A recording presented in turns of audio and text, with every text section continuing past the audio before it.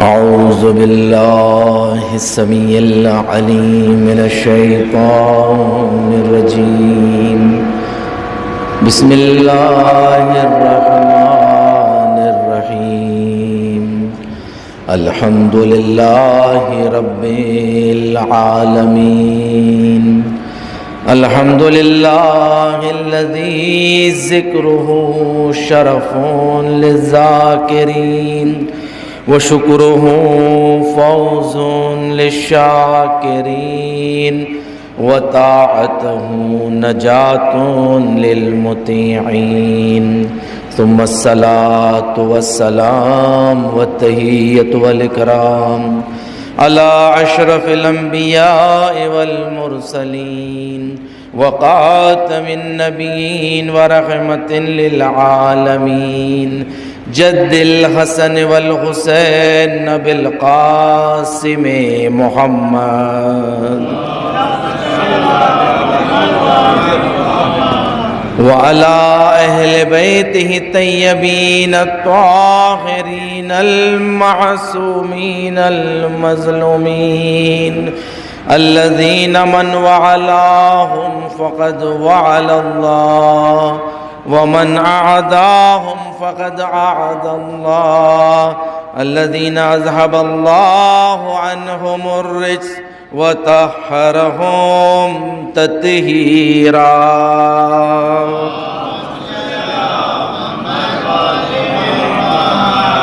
سيما على السيد المطهر والإمام المظفر والشجاع الغزنفر بي شبير وشبر قاسم طوبى وسقر الأنزع البتين الأشجع المتين الأشرف المكين العالم المبين الناصر المعين ولي الدين الوالي الولي السيد الرضي الإمام الوسيم الحاكم بنص الجلي المخلص الصفي المدفون بالغريب ليس بني غالب مظهر الأجائب ومظهر الغرائب والشهاب الثاقب والحزبر الصالب نقطة دائرة المطالب أسد الله الغالب غالب كل غالب ومطلوب كل طالب صاحب المفاقر والمناقب إمام المشارق والمغارب الذي حبه فرض على الحاضر والغائب مولانا ومولى الكونين الإمام الثقلين أبي الحسنين يعصوب الدين وقائد غر المحجلين أمير المؤمنين علي بن أبي طالب.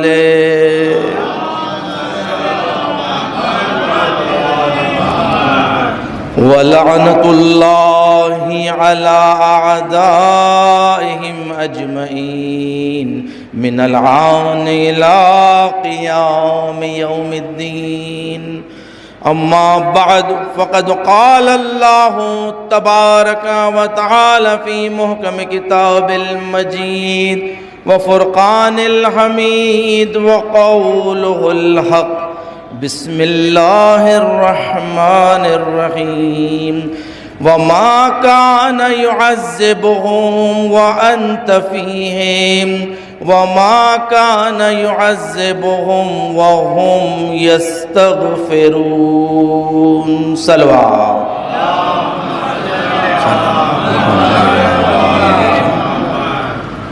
ہماری موت بھی بنتی ہے باعث مجلس، ہم اپنی موت بھی نظر امام کرتے ہیں.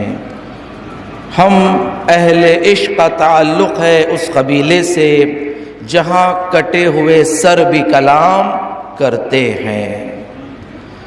یقیناً اہل بیت علیہ السلام کے چاہنے والوں کے لیے بڑا افتخار ہے کہ ہماری موت بھی مجلس کا بہانہ بنتی ہے، ذکر اہل بیت علیہ السلام برپا ہونے کا ایک وسیلہ بنتی ہے، فرش عزا بچھائی جاتی ہے اور اہل بیت علیہ السلام کے فضائل، اہل بیت علیہ السلام کے احادیث کا ذکر ہوتا ہے اور اہل بیت علیہ السلام کے مصائب بیان ہوتے ہیں۔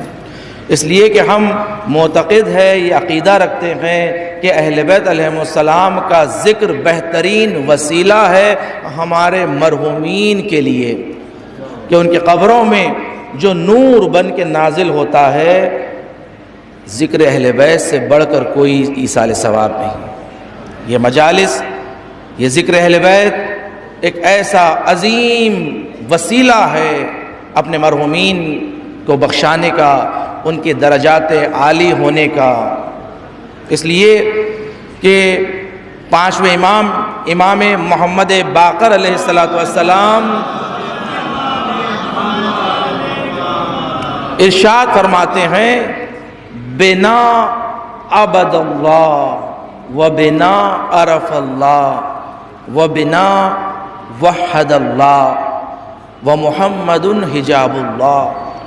یہ روایت اصول کافی میں شیخ کلینی نے بیان فرمائی ہے کہ پانچ امام نے فرمایا کہ دیکھو، ہمارے ذریعے سے ہی خدا کی عبادت ہوتی ہے، ہمارے ذریعے سے ہی خدا کی معرفت ہوتی ہے، اور ہمارے ذریعے سے ہی خدا کی توحید باقی رہتی ہے۔ اس لیے فرمایا کہ ہمارے ذکر کو برپا کرو۔ اہل بیت کے ذکر کی جو تاکید ہے، اس لیے کہ اہل بیت علیہ السلام کا ذکر ہی خدا کی عبادت کا ضامن ہے، خدا کی توحید کا ضامن ہے، خدا کی معرفت کا ضامن ہے۔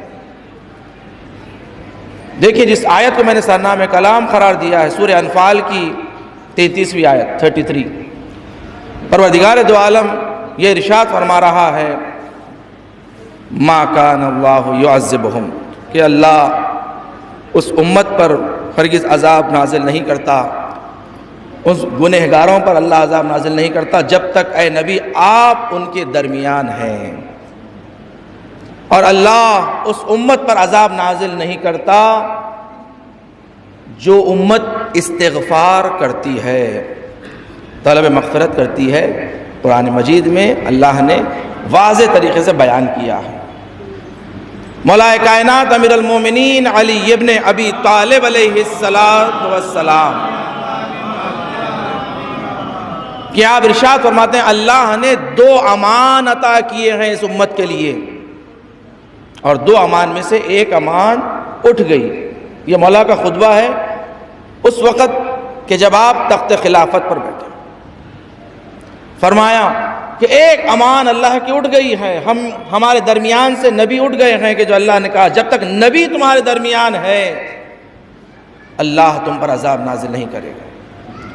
اور مولا فرماتے ہیں مگر دوسرا امان جو ہے وہ ہے استغفار، استغفار کو فراموش نہ کریں۔ نویں امام محمد تقی جواد علیہ السلام، 8ویں امام کی شہادت کے بعد جب اہل بیت علیہ السلام کے چاہنے والوں نے 9ویں امام کی امامت کو مانا، قبول کیا، اور اس دوران 8ویں امام کے ایک بھائی تھے جناب عبداللہ، وہ بھی بڑے عالم و فاضل تھے۔ تو راوی یہ روایت نقل کرتا ہے کہ ایک مرتبہ جب 8ویں امام کی شہادت ہو گئی تو 9ویں امام سے پہلے جناب عبداللہ تشریف فرما تھے، اور لوگ آ رہے تھے اور ان سے سوالات کر رہے تھے۔ تو ایک مرتبہ 9ویں امام تشریف لائے، اور جیسے ہی 9ویں امام تشریف لائے فرمایا کہ 8 سال کا سن تھا، اور آپ نے ایسا لباس پہنا تھا، آپ کے چہرے پہ وہ نور تھا کہ جیسے چاند چمک رہا ہو، اور آپ کے پیروں میں سفید رنگ کی جوتیاں تھیں۔ کہ دیکھیں راوی نے دقیقاً پورا واضح طریقے سے روایت میں بیان کیا، حتیٰ امام اپنے پیروں میں سفید جوتیاں پہنتے تھے، اس لیے مستحب بھی ہے، ثواب ہے کہ سفید پہننا اہل بیت علیہ السلام کی سنت۔ امام تشریف لائے، جیسے تشریف لائے جناب عبداللہ اس بزرگ سن ہونے کے باوجود وہ بلند ہوئے، بلند ہونے کے بعد امام کی پیشانی کا بوسہ دیا، اور اس کے بعد امام کو لے جا کر مسند پر بٹھایا، کرسی پر بٹھایا، اور اس کے بعد عبداللہ بیٹھ گئے۔ جیسے ہی بیٹھے لوگوں نے سوال کیا کہ اے عبداللہ یہ بتاؤ کہ اس شخص کا کیا حکم ہے کہ جو کسی جانور کے ساتھ وطی کرے، فعل حرام کرے، اس شخص کا کیا حکم ہے، اس پر کیا حد جاری ہوگی؟ عبداللہ نے فرمایا کہ اس کے ہاتھ کاٹے جائیں گے اور اس پر حد زنا جاری کیا جائے گا۔ جیسے ہی کہا، امام نے کہا اے عبداللہ اللہ سے ڈرو، اس لیے کہ شریعت میں وہ حکم جاری کرنا کہ جو اللہ نے حکم نہیں فرمایا یہ بہت بڑا گناہ ہے۔ روز قیامت میں خدا سوال کرے گا کہ ایسا حکم جاری کرنا کہ جو شریعت میں نہیں ہے۔ امام دیکھیں کم سنی میں، اس لیے کہ محافظ شریعت ہے، محافظ وحی ہے۔ امام نے کہا کہ عبداللہ خدا سے ڈرو۔ عبداللہ نے کہا کہ اے میرے بھتیجے، کیا اس طرح آٹھویں امام نے حکم نہیں کیا تھا؟ یہی حکم تو آٹھویں امام سے بھی ہم تک پہنچا ہے، آپ کے والد گرامی سے۔ امام نے فرمایا، امام میرے بابا نے جو حکم کیا تھا وہ اس شخص کے لیے تھا کہ جو نفش قبر کر کر ایک میت کو زمین سے نکال کر اس نے اس کے ساتھ زنا کیا تھا۔ میرے بابا نے اس کے لیے حکم کیا تھا کہ اس کے ہاتھ کاٹے جائیں، کیونکہ اس نے نفش خبر کیا تھا۔ اس کی حد یہ ہے کہ اس کے ہاتھ کاٹے جائیں، اور اس نے ایک میت کے ساتھ زنا کیا تھا اس خاتون کے ساتھ، تو کہا کہ مرحوم جو میت ہوتی ہے، جو مومن میت ہوتی ہے، اس کا وہی احترام ہے کہ جو ایک زندہ کا احترام ہے، اس لیے اس پر حد جاری کی جائے۔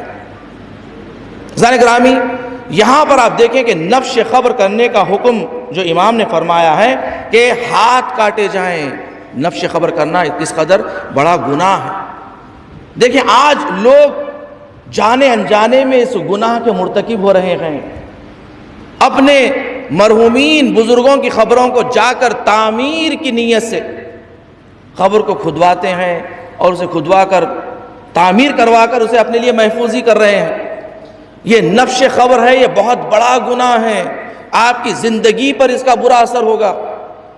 جب تک کسی میت کی قبر اس میں ہے اور کسی اور میت کو دفن نہ کرنا ہو، اس لیے کہ جتنے سال کے لیے کہا جاتا ہے کہ ہر منطقے کے حساب سے اتنے سالوں کے بعد 16 سال 17 سال 20 سال جو بھی، اس کے بعد آپ اس قبر میں اتار سکتے ہیں کسی اور میت کو۔ جب تک آپ اس قبر کو کھول نہیں سکتے، حتیٰ تعمیر کے لیے بھی نہیں کھول سکتے۔ ہاں اوپر سے تعمیر کروا لیں الگ بات ہے، اوپر سے تختی لگوا لیں محفوظی کی وہ الگ بات ہے، مگر قبر کو کھود کر اندر سے اب یہ کہیں کہ بھئی 100 سال ہو گئے ہیں 50 سال ہو گئے ہیں اب تو کچھ باقی نہیں ہے، اسے کھول کر حرام گناہ ہے۔ اپنے بزرگوں کی خبروں کو کھودنا حرام ہے جب تک کسی کو آپ دفن نہ کرنا ہو۔ ٹھیک ہے آپ کہیں کہ تاخیر ہوگی جنازے میں، کوئی بات نہیں، رکیں جب تک وہ خبر تیار ہو، تیار ہونے کے بعد دفن کریں، مگر نفش خبر کرنا حرام ہے کہ جس کی حد ہے انسان کے ہاتھ کاٹے جائیں، ہاتھ کاٹے جائیں اگر عمدن اس نے یہ کیا ہے۔ یہ ایک مسئلہ فقہی کہ جو اموات سے متعلق ہے، یہ لوگوں تک پہنچ جائے یہ مسئلہ، اور لوگ اس کی رعایت کریں۔ اگر انہوں نے اس گناہ کا مرتکب اگر ہوئے ہیں تو توبہ کریں، استغفار کریں اللہ کی بارگاہ میں، کہ جب تک کسی میت کو دفن نہ کرنا ہو قبر کو نہ کھولیں۔ اگر کسی کو دفن کرنا ہو، میت تیار ہے، ہاں آئے، آ کر اسے کھولیں قبر کو، کھولنے کے بعد ہاں اگر کسی قبر میں سے کچھ ہڈیاں مل جاتی ہیں، کچھ آثار میت کے مل جاتے ہیں، تو حکم ہے کہ اسی میں ایک تھوڑا سا گڑا کر کر اس میں ڈال دیا جائے اور اسے سونپ دیا جائے اسی میں، اس کے بعد پھر میت کو قبر میں اتاریں۔ یہ حکم عزیزان گرامی، دیکھیں استغفار ماہ رجب کے مہینے میں بہترین عمل ہے استغفار، اس لیے میں نے اس آیت کا انتخاب کیا، ما کان اللہ یعذبہم وانت فیہم وما کان اللہ یعذبہم وہم یستغفرون۔ مولا نے فرمایا کہ دیکھو ایک امان نامہ تمہارے لیے موجود ہے، وہ ہے استغفار۔ استغفار کو فراموش نہ کرو، استغفار بہترین وسیلہ ہے، بہترین ذریعہ ہے دنیا کی ہر نعمت کو حاصل کرنے کے لیے اور آخرت کو حاصل کرنے کے لیے بہترین وسیلہ ہے۔ روایت ہے، ابن عباس کہتے ہیں کہ ایک مرتبہ ہم بیٹھے ہوئے تھے، اصحاب بیٹھے ہوئے تھے، ایک شخص آیا پیغمبر اکرم محمد مصطفیٰ صلی اللہ علیہ وآلہ وسلم آپ کی خدمت میں آیا اور آ کر سوال کرنے لگا، یا رسول اللہ، میں اس منطقے سے آیا ہوں، اس علاقے سے آیا ہوں جہاں پر بارش نہیں ہو رہی ہے، قحطی پڑ گئی ہے، کوئی ایسا عمل بتائیں کہ اللہ بارش کو بھیجیں اور ہمیں اس عذاب سے نجات دیں۔ تو پیغمبر نے فرمایا، جاؤ جا کر استغفار کرو، کثرت سے استغفار کرو۔ وہ شخص چلا گیا، تھوڑی دیر ہوئی، دوسرا شخص آیا، آ کر کہنے لگا، رسول اللہ میں بہت پریشان ہوں، مالی اعتبار سے کوئی کامیابی نہیں ہوتی ہے، تجارت میں برکت نہیں ہو رہی ہے، پریشان ہے، مشکلات میں گرفتار ہے، کیا کروں؟ پیغمبر نے فرمایا، جاؤ جا کر استغفار کرو، کثرت سے استغفار کرو، اللہ تیرا رزق اضافہ کر دے گا، تجھے رزق پہنچائے گا۔ وہ شخص چلا گیا، دوسرا شخص آیا اور آ کر کہنے لگا، یا رسول اللہ میں بے اولاد ہوں، ایک ایسا عمل بتائیے کہ اللہ مجھے اولاد عطا کرے، صاحب اولاد بن جاؤں۔ پیغمبر نے فرمایا، جا کر استغفار کر، کثرت سے استغفار کر، اللہ تجھے اولاد عطا کرے گا، اولاد کی نعمت سرنوار۔ وہ چلا گیا، جانے کے بعد ایک شخص آیا، آ کر کہنے لگا، یا رسول اللہ میں بے گھر ہوں، اور جو انسان کے پاس کوئی مکان نہ ہو، گھر نہ ہو، سب سے بڑی پریشانی ہے۔ کرائے کی زندگی آپ جانتے ہیں کہ کس قدر سخت ہوتی ہے، جیسے ہی مہینہ گزرتا ہے مالک کے مکان سر پر۔ کہ رسول اللہ کوئی ایسا عمل بتائیے کہ اس سے نجات مل جائے۔ پیغمبر نے کہا، جاؤ جا کر استغفار کرو۔ وہ چلا گیا، دوسرا شخص آیا اور آ کر کہنے لگا، رسول اللہ میرے پاس باغ نہیں ہے، میں چاہتا ہوں کہ اللہ مجھے باغ عطا کرے، بہترین باغ۔ پیغمبر نے کہا، جاؤ جا کر استغفار کرو۔ جیسے ہی پیغمبر نے کہا اور وہ شخص چلا گیا، اصحاب نے کہا، رسول اللہ جو آ رہا آپ اسے ایک ہی نسخہ دے رہے ہیں، ایک ہی نسخہ دے رہے ہیں۔ جیسے ہوتا ہے بعض ڈاکٹروں کے پاس گئے تو ایک سفید گولی، ایک پیلی گولی، ایک نیلی گولی، جو آ رہا، جو بیماری آ رہی اس کو سفید، پیلی، نیلی۔ یا رسول اللہ آج جو آ رہا ہے، آج آپ سب کو ایک ہی نسخہ دے رہے ہیں۔ تو پیغمبر نے فرمایا، میں اسے قرآن سے ثابت کروں؟ یہ ساری چیزیں اللہ نے قرآن میں بیان کی ہیں۔ سورہ نوح کی 10ویں، 11ویں اور 12ویں آیت پروردگار نے واضح الفاظ میں فرمایا ہے، استغفروا ربکم انہ کان غفارا یرسل السماء علیکم مدرارا ویمددکم باموال وبنین وَيَجْعَلْ لَكُمْ جَنَّاتٍ وَيَجْعَلْ لَكُمْ أَنْهَارًا۔ یعنی اللہ نے ان 3 آیتوں میں تمام چیزوں کا وعدہ کیا ہے کہ اے نوح کہہ دو انہیں، استغفروا ربکم، اللہ سے طلب مغفرت کرو، اللہ تمہیں کیا دے گا؟ اللہ تمہارے گناہوں کو بخش دے گا۔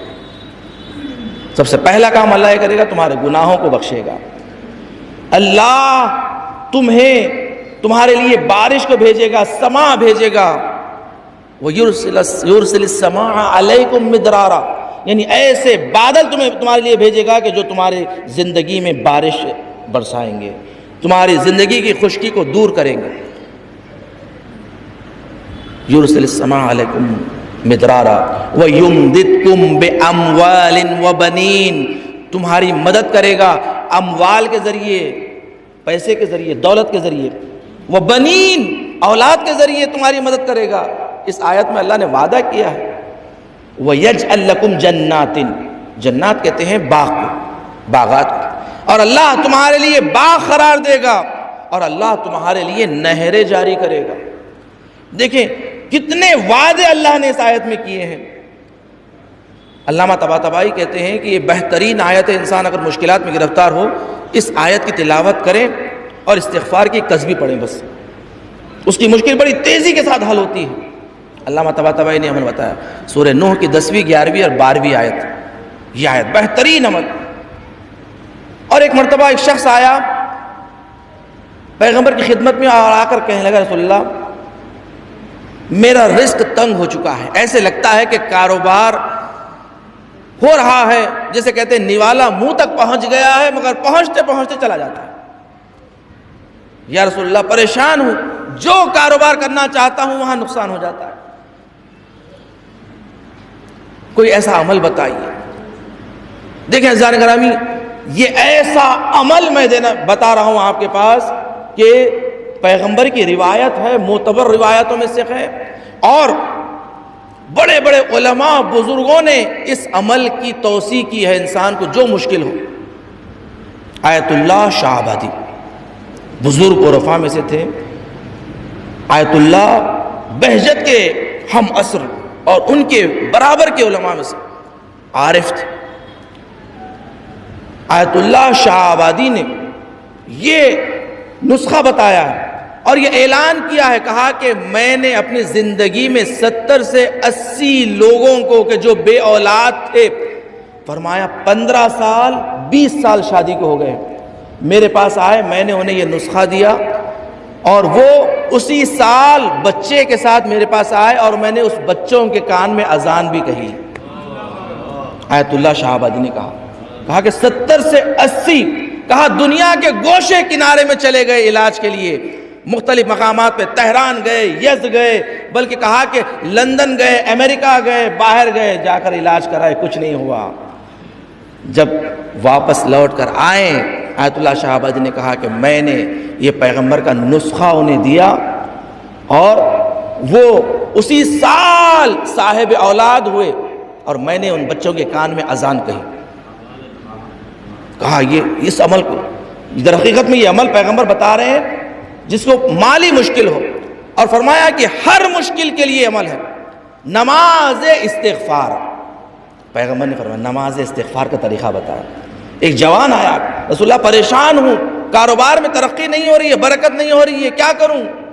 پیغمبر نے فرمایا جا کر 2 رکعت نماز استغفار پڑھ، اور نماز استغفار کا طریقہ بتایا کہ 2 رکعت نماز استغفار پڑھتا ہوں قربت اللہ کی نیت سے، الحمد سورہ حمد کے بعد سورہ انا انزلنا کا سورہ 1 مرتبہ، اس کے بعد جیسے ہی تم سورہ پڑھ لو 15 مرتبہ کہو استغفر اللہ استغفر اللہ استغفر اللہ استغفر اللہ 15 ٹائمز، جیسے نماز جعفر تیار پڑھتے ہیں اسی طرح سورہ قدر پڑھنے کے بعد 15 مرتبہ استغفر اللہ، بس اتنے ہی، زیادہ پورا نہیں، استغفر اللہ استغفر اللہ استغفر اللہ استغفر اللہ 15 مرتبہ۔ رکوع میں جاؤ، ذکر رکوع پڑھو 10 مرتبہ استغفر اللہ استغفر اللہ استغفر اللہ استغفر اللہ۔ رکوع سے اٹھو، کہو 10 مرتبہ استغفر اللہ استغفر اللہ استغفر اللہ استغفر اللہ۔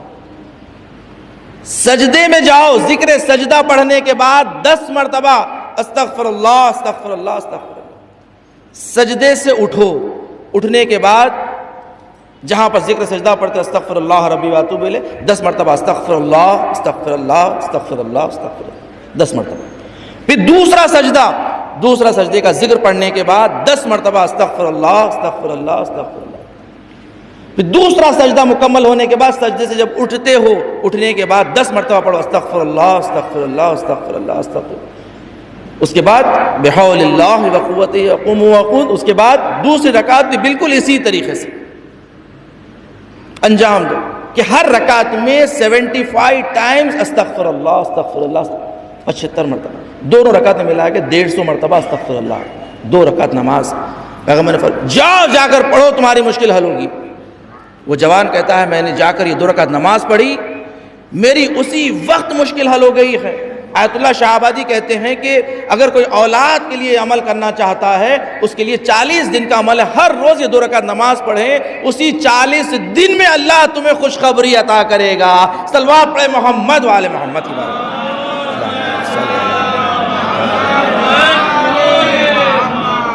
جان گرامی، یہ مہینہ ماہ رجب استغفار کا مہینہ ہے۔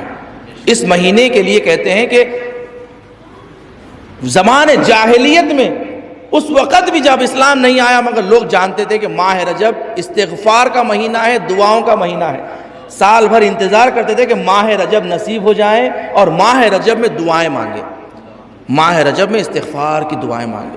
ماہ رجب کے لیے آیا ہے کہ ہر رات اللہ ایک ملک کو نازل کرتا ہے کہ جو ملک پکار کے کہتا ہے کوئی ہے کہ جو خدا کی بارگاہ میں توبہ کرے، اللہ اس کی توبہ کو قبول کرنے کو تیار ہے. ایسا خدا تمہیں کہاں ملے گا؟ یہ اہل بیت علیہ السلام ہی تمہیں ایسے خدا سے پہنچاتے ہیں.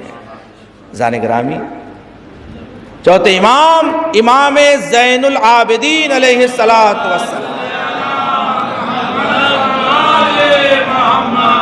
آپ ارشاد فرماتے ہیں بنی اسرائیل میں ایک شخص تھا جس کا لقب تھا نباش. نباش کہتے ہیں جو قبر کھودا کرتے ہیں. کہتے ہیں یہ شخص جب بھی کوئی بھی جنازہ قبر میں نہ دفن کیا جاتا وہ رات میں جاتا، جا کر کفن چرا لیتا. کفن چور تھا. یہ چوتھے امام سے روایت ہے. کہتے ہیں کہ اس کے پڑوسی کو اس کا یہ عمل پتہ چل گیا. اس نے اسے بلایا. دیکھیں واقعات میں جو ملتا ہے کہ لوگ یعنی کیسے ایک دوسرے کے عیبوں کو چھپاتے ہیں. پڑوسی ہے وہ چاہتا تو سارے شہر کو ڈنکے کی چوٹ پر سوشل میڈیا پہ بتا دے کہ یہ فلاں شخص ہے، فلاں شخص ہے، اسے فلاں ہے. مگر نہیں، اہل بیت کے چاہنے والے کسی مومن کی عزت کو سوشل میڈیا میں نہیں اچھالتے ہیں. نہیں، وہ بلاتا ہے اپنے گھر میں، بلا کر کہتا ہے کہ دیکھو بھائی، میں تمہارے اس عمل کے بارے میں جانتا ہوں، بہتر ہے تم یہ عمل نہ کرو، گناہ ہے، بڑی معصیت، خدا کی نافرمانی ہے. نصیحت کرنے کے بعد اس نے کہا کہ تم کیا کہہ رہے ہو، ہرگز میں ایسا عمل نہیں کرتا ہوں، انکار کر. اس نے کہا کوئی بات. دیکھو، اس نے اس کے سامنے 2 کفن رکھ دیے. ایک بہترین کفن عالی ترین قیمت کا اور ایک سستا سا معمولی. اس کے سامنے 2 کفن رکھ دیے کہ دیکھو بھائی یہ 2 کفن ہیں، ایک سب سے زیادہ قیمتی کفن ہے اور ایک معمولی کفن ہے. اس میں سے جو قیمتی کفن ہے تم میری زندگی میں مجھ سے لے لو، اور میرے مرنے کے بعد جو معمولی سا کفن میرے بدن پہ پہنایا جائے گا یہ میرے بدن سے نہیں اتارنا. بس یہ اس نے بہت انکار کیا، کہا کہ نہیں ایسا نہیں ہے. مگر اس نے بھی اصرار کیا، کہا کہ نہیں، تم میری زندگی میں لے لو یہ کفن، بس یہ خیال رکھنا کہ میرے مرنے کے بعد میرے جنازے سے میرا کفن نہ اتارنا. اس نے بہرحال جو قیمتی کفن تھا اس نے وہ اٹھا لیا اور معاملہ ہو گیا ان 2 کے درمیان. اس نے بھی کہا کہ میں کسی کو بتاؤں گا نہیں، تم یہ کام چھوڑ دو، میری نصیحت ہے. وہ چلا گیا. وقت گزرتا گیا، وقت گزرتا گیا، یہ دنیا سے گزر گیا اور اس کے جنازے کو دفن کر دیا گیا. دفن کرنے کے بعد جو یہ نباش تھا کفن دوست، اس نے کہا کہ اب یہ تو مر چکا ہے، اب اسے کیا پتا ہوگا. جب جو بھی معاملہ ہوا تھا وہ زندگی میں ہوا تھا، مرنے کے بعد کیا ہے، چلو جو کفن ہاتھ کو آ رہا وہ بھی لے لو. رات میں گیا، جا کر قبر کو کھودا اور کھود کر جیسے ہی اس کا کفن کھینچ رہا تھا اس جنازے سے آواز آئی کہ کیا تجھے خدا کا خوف نہیں ہے، کیا تجھے اللہ کا ڈر نہیں ہے. جیسے ہی اس نے اس جنازے سے آواز سنی وہ ڈر کر گھر بھاگ جاتا ہے، قبر کو بند کر کے چلا جاتا ہے اور گھر جا کر وہ توبہ کرتا ہے، استغفار کرتا ہے اور خدا سے کہتا ہے کہ اب آئندہ سے یہ کام نہیں کروں گا. اس کے بعد جب وہ مرنے پر تھا اس نے اپنی اولاد کو بلایا. بلانے کے بعد یہ سارا واقعہ امام کی روایت میں، چوتھے امام سے روایت ہے، فرمایا اپنی اولاد کو بلایا. بلانے کے بعد کہا کہ میری ایک وصیت ہے، میں تم سے یہ وعدہ لینا چاہتا ہوں کہ تم اس وصیت پر عمل کرو گے. بچوں نے کہا کہ ہاں آپ کی جو وصیت ہے آپ بیان کریں، ہم وعدہ کرتے ہیں کہ اس پر عمل کریں گے. جب ان سے قسم لے لی تو اس کے بعد اس نے کہا کہ دیکھو میرے مرنے کے بعد میرے جنازے کو جلا دینا اور جلا کر میرے جنازے کی خاک کو آدھی بیابان میں، جنگلوں میں، اور آدھی خاک میری دریا میں ڈال دینا. اور اس کے بعد اس نے اپنی اولاد سے اپنے گناہ کے بارے میں ذکر کیا کہ میں یہ گناہ کیا کرتا تھا زندگی میں.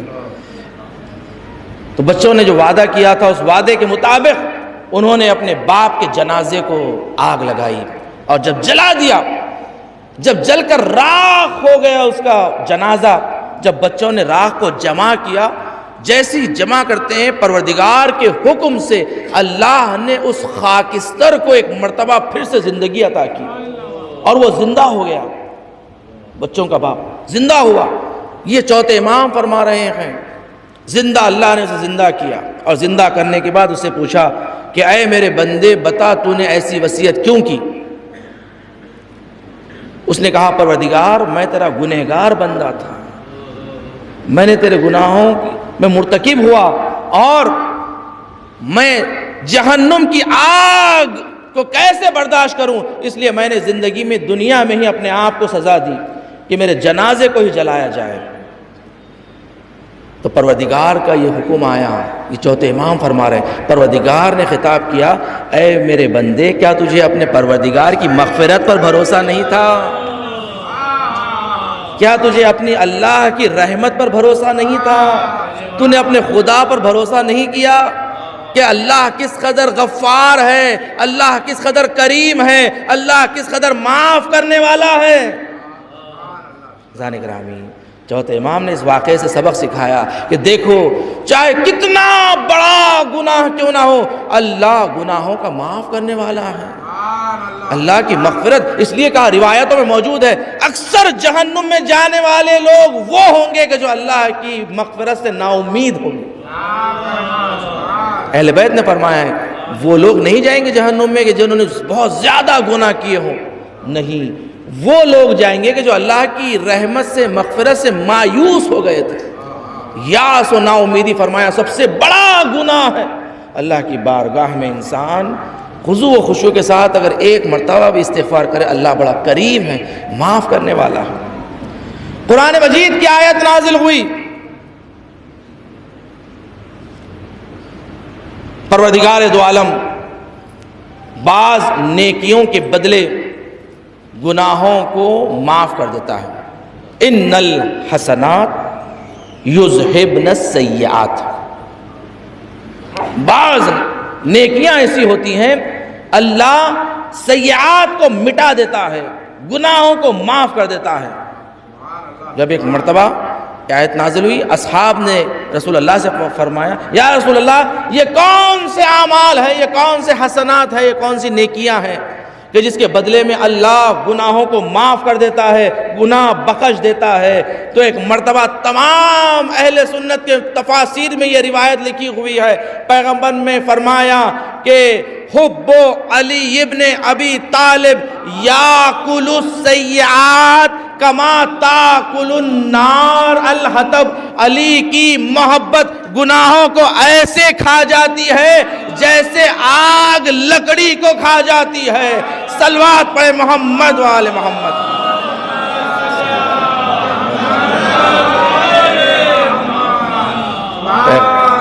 ان الحسنات کہ جس حسنات کا اللہ نے وعدہ کیا ہے کہ گناہوں کو معاف کر دیتی ہے، گناہ مٹا دیتی ہے، گناہ بخش دیتے ہیں. یہ مولا کائنات کی محبت ہے، یہ مولا کائنات کا عشق ہے. عزیزان گرامی، اس لیے نبی نے فرمایا لو اجتمع الناس علی حب علی لما خلق اللہ النار، کہ اگر لوگ علی کی محبت پر جمع ہو جاتے تو اللہ جہنم کو خلق ہی نہیں کرتا. دیکھیں کہ کس قدر بڑی نعمت ہے مولا کائنات کی محبت، مولا کائنات کی ولایت، کہ پیغمبر نے فرمایا کہ اللہ جہنم کو خلق ہی نہیں کرتا اگر علی کی محبت پر جمع ہو جاتے. پیغمبر نے یہ نہیں کہا نماز پر جمع ہو جاتے سارے نمازی ہو جاتے، سارے روزے دار ہو جاتے، سارے ایمان پر آ جاتے، تقوی پہ آ جاتے، بلکہ فرمایا ایمان اور تقوی کہتے کسے ہیں؟ محبت حب علی ایمان و بغضہ کفر و نفاق. حبہ ایمان و تقوی، کہ علی کی محبت ایمان اور تقوی ہے اور علی سے دشمنی ہی کفر اور نفاق. جانے فرمایا اس قدر اہمیت ہے اہل بیت علیہ السلام کی ولایت اہل بیت علیہ السلام کی محبت. کہ ایک فارسی شاعر نے اپنے اشعار میں بہترین طریقے سے اس بات کو ترسیم کیا ہے، بیان کیا ہے. اے اہدنا الصراط بحب تو مستقیم، بغض تو دوزخس بود حب تو نعیم. گر خلائق جم بودن بر حب تو، ہرگز خدا نمی نمود خلقت جہیم. کہ اے مولا سے خطاب کر کے شاعر کہہ رہا ہے اہدنا الصراط، اس لیے کہ صراط مستقیم مولا کائنات کی ولایت ہے، مولا کائنات کی محبت ہے. اے اہدنا الصراط بحب تو مستقیم، یہ اگر صراط سیدھی ہوگی تو آپ کی محبت میں ہی سیدھی ہوگی، آپ کے عشق سے ہی سیدھی ہوتی ہے، ورنہ یہ صراط بھی ٹیڑھی ہو جاتی ہے اگر علی کی دشمنی رکھ لیں. اے اہدنا الصراط بحب تو مستقیم، بغض تو دوزخس، یعنی علی کی دشمنی ہی بغض ہے، علی کی بغض ہی جہنم ہے، جہنم کی آگ ہے. جب یہ آیت نازل، جب نوے امام سے ایک مناظرہ ہے یحییٰ ابن اقسم، اہل سنت کے مشہور اور معروف، مامون نے کہا کہ اگر ان کی علمی حیثیت پر تمہیں اعتراض ہو تو ان سے مناظرہ کر لو، ان سے گفتگو. تو نوے امام کا مفصل مناظرہ موجود ہے کتب میں. تو یحییٰ ابن اقسم نے کچھ روایات کے بارے میں سوال کرنا شروع کیا، اصحاب کے بارے میں، اول و دوم کے بارے میں، فلاں کے بارے میں، یہ روایت ہے اس کے بارے میں آپ کیا کہتے ہیں، یہ روایت ہے اس کے بارے میں. امام نے بڑے بہترین انداز میں امام نے ساری روایتوں کو رد کیا. انہی میں سے ایک روایت آپ کے سامنے پیش کروں بس. انہی میں سے یحییٰ ابن اقسم نے پوچھا نوے امام سے کہ اچھا یہ بتائیے کہ یہ جو روایات ہے اس بارے میں آپ کا کیا خیال ہے؟ کہ پیغمبر نے فرمایا کہ اگر اللہ کا عذاب نازل ہوا اس امت پر تو کوئی نہیں بچے گا سوائے عمر کے. اس روایت کے بارے میں آپ کا کیا خیال ہے؟ تو امام نے فرمایا کہ دیکھو پیغمبر نے حجۃ الوداع میں یہ اعلان کر دیا تھا کہ میرے بعد بہت ساری جھوٹی حدیثیں گڑھی جائے گی، میرے بعد بہت ساری جھوٹی حدیثیں گڑھی جائے گی. میری حدیثوں کو جو مجھ سے منسوب کیا جائے گا، ان حدیثوں کو قرآن پر ٹیلی کرنا، قرآن سے دیکھنا، اگر قرآن کے مطابق ہو تو ماننا ورنہ دیوار پر مار دینا. کہ میرے بعد یاد رکھو روایت گڑھی جائے گی. یہ سارے لوگ اہل سنت بھی قبول کرتی ہے اس روایت کو. پیغمبر نے فرمایا کہ میرے بعد حدیثوں کو گڑھا جائے گا، قرآن مجید سے اسے دیکھیں، ان دونوں کو مقابلہ کریں کہ میری حدیثیں کبھی قرآن کے مقابل نہیں جائے گی. تو امام نے فرمایا کہ یہ جو حدیث ہے یہ حدیث جھوٹی حدیث ہے، اس لیے کہ قرآن مجید میں اللہ نے واضح طور پر بیان کیا ہے. سورہ نحل کی 33ویں آیت میں، جسے میں نے سرنامہ کلام قرار دیا، ما کان اللہ یعذبہم وانت فیہم، کہ پروردگار نے واضح الفاظ میں کہہ دیا، اے رسول جب تک آپ اس امت میں ہیں اللہ اس امت پر عذاب نازل نہیں کرے گا، ان گنہگاروں پر بھی عذاب نازل کرے گا. ارے پیغمبر جیسی شخصیت ہوتے ہوئے اللہ امت پر عذاب نازل نہیں کر رہا ہے. تو یہ حدیث بالکل غلط حدیث. اور فرمایا دوسری چیز، وَمَا كَانَ اللَّهُ يُعَذِّبُهُمْ وَهُمْ يَسْتَغْفِرُونَ، اور جب تک وہ استغفار کرتے رہیں گے، توبہ کرتے رہیں گے، اللہ عذاب نازل نہیں کرے گا. امام نے اسی آیت سے استشہاد کیا اور اس حدیث کا جھوٹا ہونا اپنے استدلال کیا. یہ حدیث جھوٹی ہے جو گڑھی گئی ہے. اس لیے ہم کہتے ہیں کہ خود امام نے اپنے مناظرے میں بھی کہا ہم اصحاب کا احترام کرتے ہیں، وہ اصحاب جو واقعاً باوفا اصحاب ہیں، سلمان فارسی، ابو ذر غفاری، عمار یاسر، مقداد، جو خادمین اہل بیت ہے وہ ہمارے سر آنکھوں پر ہے. امام نے فرمایا اصحاب کا احترام ہے، لاکھ احترام کے باوجود بھی وہ اہل بیت کی کبھی مقابلہ نہیں کر سکتے، اس لیے کہ اصحاب وہ ہیں، اصحاب باوفا وہ ہیں کہ جو قرآن کے مطابق عمل کرتے ہیں. آیتیں نازل ہوتی ہے اس کے مطابق ان کا عمل ہوتا ہے، ان کی زندگی ہوتی ہے، وہ ہے اصحاب۔ اہل بیت وہ ہیں یہ عمل کرتے ہیں، اللہ قرآن کی آیتیں نازل کرتا ہے، یہ روٹیاں دیتے ہیں، اللہ سورہ دہر کو نازل کرتا ہے۔ صلوات پڑھے محمد و آل محمد کی بات۔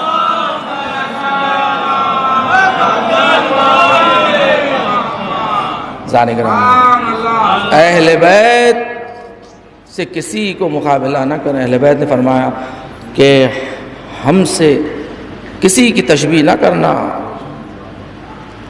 اہل بیت علیہ السلام کے فضائل، اہل بیت نے فرمایا یہ مہینہ ماہ رجب استغفار کا مہینہ ہے، دنیا چاہتے ہو، اہل بیت نے فرمایا ہمارے چاہنے والے ہماری محبت کو رکھتے ہوئے اس پر عمل کریں، اللہ وعدہ کیا ہے اہل بیت کے چاہنے والوں کو معاف کرے گا، فرش عزا پر آنے والوں کو معاف کرے گا، اہل بیت کا ذکر برپا کرنے والے کو معاف کرے گا۔ پیغمبر کی حدیث ہے کہ جو بھی علی کی ایک فضیلت کو اپنے ہاتھوں سے لکھتا ہے، جب تک وہ حدیث لکھی ہوئی ہوگی اللہ اس کے گناہ بخشتا جائے گا۔ اللہ ملائکہ کو قرار دے گا کہ اس کے لیے استغفار کرتے رہیں، توبہ کرتے رہیں۔ ایک حدیث ذہن گرامی، اس لیے میں کہتا ہوں کہ دیکھیں کہ اگر آپ لکھ سکتے ہیں تو ایک حدیث مولا کی فضیلت میں اپنے ہاتھوں سے لکھ کر اپنے گھر میں لگا دیں۔ فرمایا اس کے بعد پیغمبر فرماتے ہیں اور جو شخص بھی مولا کائنات کی حدیث کو اپنی زبان سے بیان کرے گا اللہ اس زبان کے تمام گناہ بخش دے گا جس زبان سے علی کی فضیلت بیان ہو۔ اور اس کے بعد فرمایا کہ جو شخص مولا کی حدیث کو اپنے کانوں سے سنے گا اللہ اس کانوں کے تمام گناہ بخش دے گا جس کانوں سے علی کی فضیلت سنی جائے۔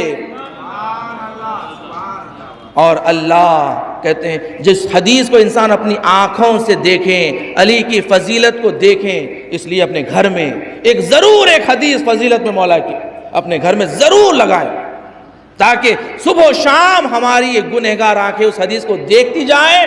پیغمبر کا جو وعدہ ہے اللہ اس آنکھوں کے گناہ کو معاف کر دے گا کہ جو علی کی فضیلت کو دیکھتی ہے۔ صلوات پڑھے محمد و آل محمد۔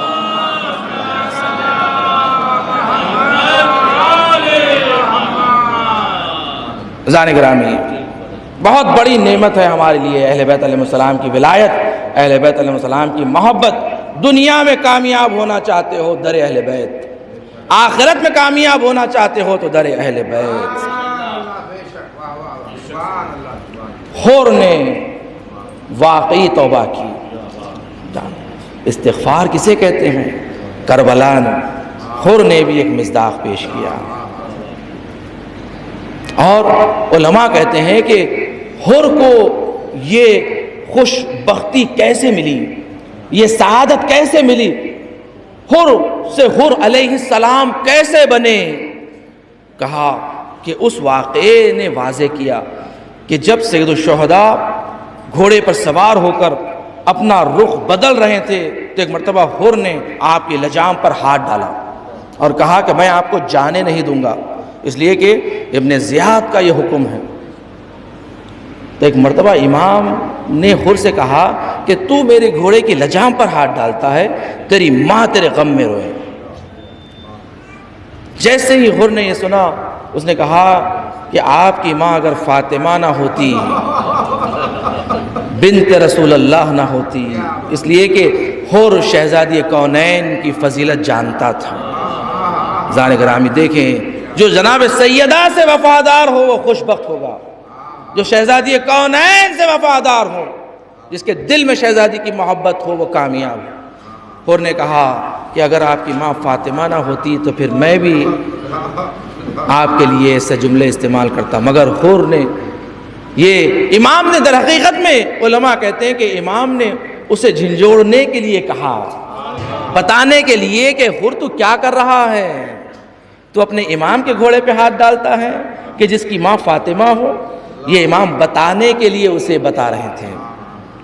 ذہن گرامی یہی چیز حر کو روز عاشور ایک مرتبہ کہتا ہے کہ اپنے بیٹے سے کہتا ہے کہ میرے ہاتھوں کو پشت سے باندھ دو کہ جس طرح کوئی گنہگار اپنے مولا کی بارگاہ میں پیش ہوتا ہے اس طرح میرے ہاتھوں کو باندھ دو۔ ایک مرتبہ حر کے ہاتھ باندھے گئے۔ حر جب قریب آ رہا تھا تو ایک مرتبہ جناب علی اکبر آگے بڑھے، جناب ابو الفضل عباس کہ مولا نے کہا جاؤ جا کر استقبال کرو، میرا چاہنے والا آ رہا ہے۔ آئے، حر کا استقبال کیا، گلے میں تلوار لٹکی ہوئی ہے، یہ علامت تھی کہ انسان توبہ کرنے آیا ہے، استغفار کرنے آیا ہے، اپنے مولا سے شرمندہ ہے۔ تو ایک مرتبہ امام سے کہتا ہے کہ مولا حل من توبہ، کہ مولا کیا میرے لیے توبہ ہے؟ ذرا گرامی دیکھیں، وہ حر ہے کہ جس نے حسین کو کربلا میں پہنچایا، وہ حسین ہے کہ آج خیموں میں اگر بچے پیاسے ہیں تو یہ حر وسیلہ بنا ہے، سبب بنا ہے۔ مگر اس کے بعد بھی حر نے جب کہا مولا حل من توبہ، کیا حر جیسے کے لیے بھی توبہ ہے؟ تو ایک مرتبہ امام نے ہاتھوں کو پھیلایا، کہا حر میں نے بھی تجھے معاف کیا، میری ماں نے بھی تجھے معاف کیا، میرے خدا نے بھی تجھے معاف کیا۔ اتنا کریم مولا ہے حسین۔ ایک مرتبہ حر نے کہا مولا مجھے گھوڑے سے نیچے آنے کے لیے نہ کہے، اس لیے کہ میں جانتا ہوں کہ عرب میں یہ سنت ہے کہ اگر کوئی مہمان آتا ہے تو اسے کھلایا جاتا ہے، اسے پلایا جاتا ہے۔ مولا میں جانتا ہوں کہ آپ کے بچے پیاسے ہیں۔ یہ حل آتش کی آواز ہے۔ مولا مجھے اجازت دے کہ میں جا کر اپنی جان کو نثار کر دوں۔ ایک مرتبہ امام نے اجازت دی، حر نے اپنے بیٹے سے کہا کہ جا کر اپنی جان کو حسین پر نچھاور کر دے۔ حر نے اپنے بیٹے کو میدان جنگ میں بھیجا، اس لیے کہ حر جانتا ہے کہ حسین بھی اب کس مصیبتوں سے گزرنے والے ہیں۔ حر چاہتا ہے تاکہ وہ مصیبت بھی حر بھی دیکھے، جوان بیٹے کا لاشا حر بھی دیکھے۔ ایک مرتبہ جب حر کا بیٹا گیا، جنگ کرتا گیا، اس لیے کہ حر کا بیٹا پانی پی کر آیا تھا، اس نے جنگ کی، مگر کتنی جنگ کرتا، ایک مرتبہ چاروں طرف سے گھیر کر مارا گیا۔ حر کا بیٹا جب گھوڑے سے زمین پر آیا، حر جب اپنے بیٹے کی لاش کی جانب گیا تو دیکھا حر سے پہلے حسین پہنچ گئے ہیں۔ ایک مرتبہ حر کے بیٹے کے سر کو حسین نے اپنے گود میں رکھا، حر گھوڑے سے اترا، ہاتھوں کو جوڑ کر کہا مولا یہ غلام زادہ ہے، مولا یہ آپ کا غلام ہے، آپ نے اس کے سر کو اپنے گود میں لیا ہے۔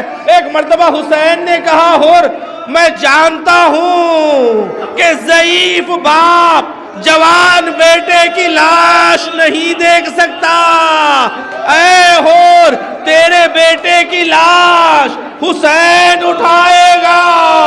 حر کو اجازت نہیں دی، میں کہوں گا مولا کربلا میں جب علی اکبر گھوڑے سے زمین جب کون ہے جو علی اکبر کا سر گود میں لے گا؟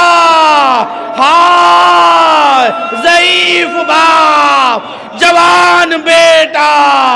ایک مرتبہ علی اکبر ایڑیاں رگڑ رہے ہیں، حسین نے سینے سے برچھی کا پھل جو نکالا، علی اکبر کا کلیجہ برچھی کے پھل کے ساتھ علی اکبر کی روح پرواز کر گئی۔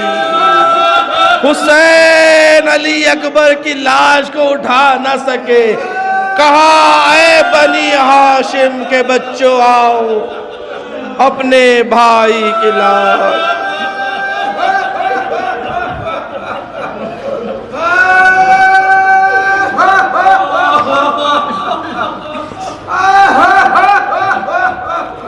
اللہ لعنت اللہ علی قوم الظالمین وسيعلم الذين ظلموا أيام منقلب ينقلبون۔ بار اللہ پروردگارہ ہم سے ذکر قلیل کو قبول فرما۔ مرحوم کو درجات عالیہ نصیب فرما، مرحوم کو جوار معصومین میں جگہ عنایت فرما، مرحوم کے نیکیوں کو اپنی بارگاہ میں قبول فرما، مرحوم کے خطاؤں کو درگزر فرما، مرحوم کو ولایت مولا کائنات کے صدقے میں اعلیٰ علیین میں جگہ عنایت فرما۔ پروردگار تجھے واسطہ محمد وآل محمد کا، ہم میں جو مومنین بیمار ہے، علیل ہے، جو التماس دعا کہتے ہیں، اس ذکر کے صدقے میں نے شفاء کاملہ واجلہ عنایت فرما۔ دنیا میں جہاں جہاں مومنین مومنات ہے، بالخصوص شام اور ترکیہ میں، ان کی جان و مال، عزت و آبرو، دین و ایمان کی حفاظت فرما۔ ہم سب کو بلاہائے زمینی و آسمانی سے محفوظ فرما، مقامات مقدسات کا تحفظ فرما، جنت البقیع جنت المعلیٰ کی تعمیر دیکھنا نصیب فرما، علماء اعلام مراجع اکرام کا سایہ ہمارے سروں پر قائم و دائم فرما، دشمنان اہل بیت دشمنان اسلام کو نیست و نابود فرما، امام زمانہ کے ظہور میں تعجیل فرما، ہمیں امام کے اعوان و انصار میں شمار فرما۔ آپ سے گزارش ہے، ایک مرتبہ سورہ حمد، 3 مرتبہ سورہ اخلاص کی تلاوت فرما کے مسعود علی خان المعروف علمدار مرحوم و مغفور ابن بہبود علی خان مرحوم و مغفور کی روح کے لیے ایصال فرما۔ بسم اللہ الرحمن الرحیم۔